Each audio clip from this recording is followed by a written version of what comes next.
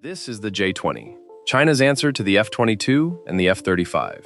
Look closely and it's almost embarrassing. Same nose, same inlets, same exhaust nozzle. China built its most advanced stealth fighter by copying the jets it's supposed to beat. Here's what should actually worry you. It doesn't matter. By the end of this video, you'll know exactly why a copy might still be enough to ground the most expensive fighter jet America's ever built, without ever winning a single dogfight. So is this just theft with a paint job? Or is China playing a completely different game? That question isn't paranoia.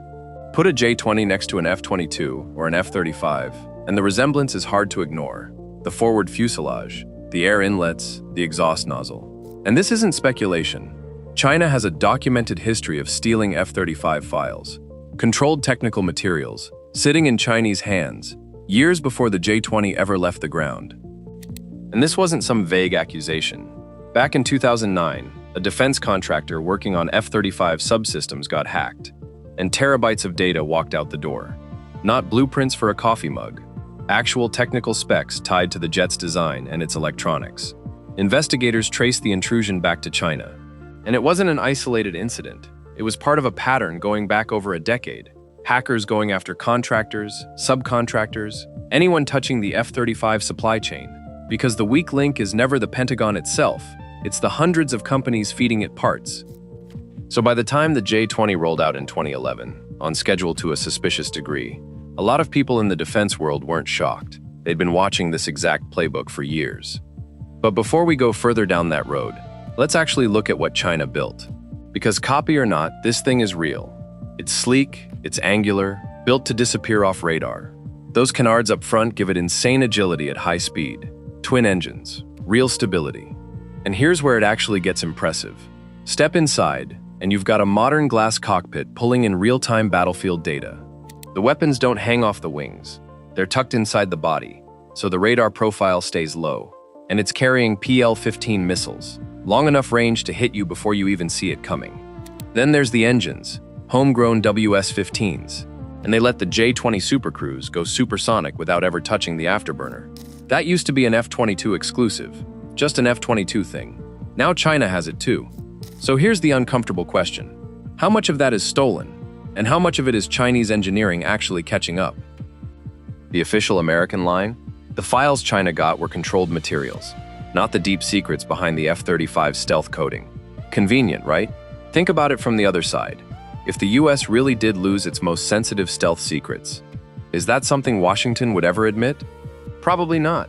So take that reassurance with a grain of salt. But there's a less dramatic explanation sitting right next to the espionage story. Stealth isn't magic, it's physics.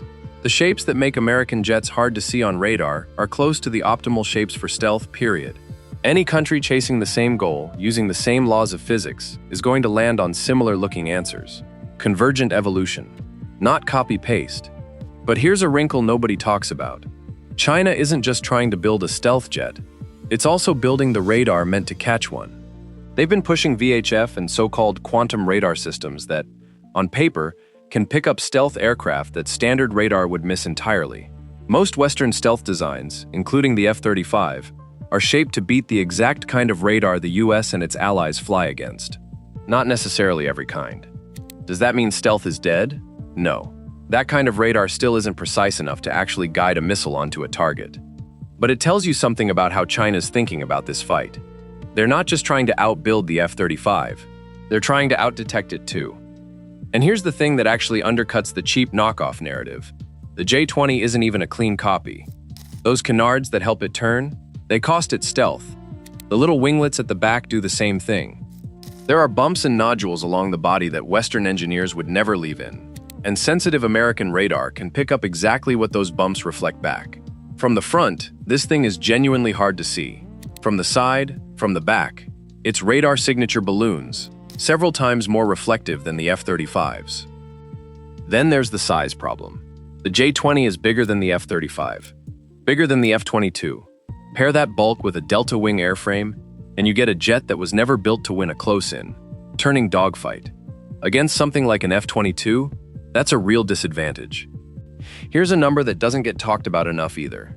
China's been ramping up J-20 production faster than most Western estimates expected, reportedly over 100 a year now, with new production facilities that could push that number even higher by the end of the decade. The F-35 program, meanwhile, has been dogged by delays, software bugs, and a supply chain that can't keep up with demand. In 2024, Lockheed had over 100 nearly finished jets sitting on the tarmac at once, waiting on a software fix before the Pentagon would even accept delivery. So while America builds fewer, more expensive, more capable jets, China is just building more. And in a long fight, quantity has a quality all its own. You don't need every J-20 to win a one-on-one matchup. You just need enough of them in the sky at the same time. Which raises the real question underneath all of this. If the J-20 can't outturn an F-22 and can't out-stealth an F-35 from every angle, what was it actually built to do? A country doesn't spend a decade and billions of dollars building a fighter with no job. So if this jet isn't built to win a dogfight, what is it built to do instead? That's where things get interesting. Let's start with the ugly truth, because there is one. The WS-15 engine has only been in full-rate production since 2023, barely 2 years of maturity for the engine powering China's most advanced fighter. It still trails American and European engines in reliability and output. The avionics aren't much better, a generation and a half behind the West, which is a hard gap to close when so much of it came from reverse engineering instead of original design. And it's only getting worse, thanks to the US ban on selling advanced chips into China. But the biggest gap isn't the hardware, it's the cockpit. Chinese pilots log around 110 flight hours a year. American pilots log about 180. That's nearly 2 extra months of stick time, every single year. Add in real combat experience flying with allies around the world, plus brutal training exercises like Red Flag against the best in the West. And Chinese pilots just don't have that kind of seasoning. Mostly, they've had the chance to intimidate Taiwan's air defenses. That's it. So let's just say it plainly.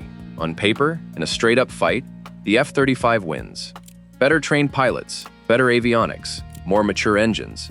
If this were a boxing match, the scorecards would already be filled out.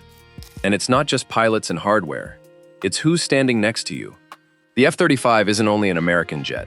It's flown by Japan, South Korea, Australia, the UK, half of NATO. Every one of those jets shares data in real time, feeding the same network, watching the same sky. That's not a single fighter. That's a web. China doesn't have that. No export customers, no coalition, no shared sensor net.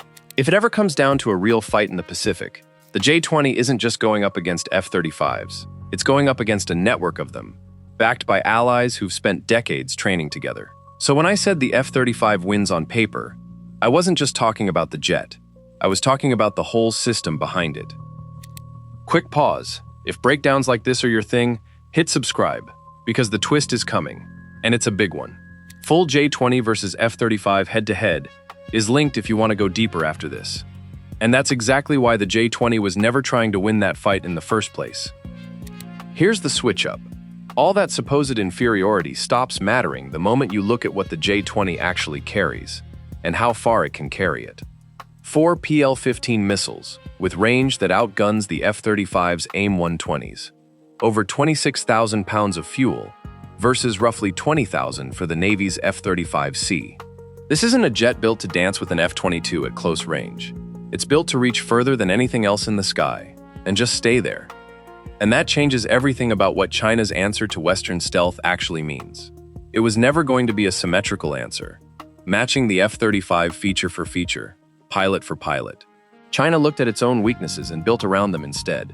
And honestly, this isn't even a new story. Cold War Soviet jets copied American designs too, and everyone said the same thing back then. It's just a knockoff, it won't matter. But the MiG-25 mattered. It scared the Pentagon enough to redesign the F-15 mid-program, because a jet doesn't have to be your equal to change what you have to plan for. It just has to be good enough to make you nervous. Here's the part that should worry American planners. The J-20 doesn't need to beat the F-35 in a dogfight, because it's not going anywhere near one. Its job is to use that strong frontal stealth and that massive fuel range to slip past the front line, find the tankers and the Awakaks aircraft the entire American fighter fleet depends on to even get into the fight, and take them out before anyone knows it was there.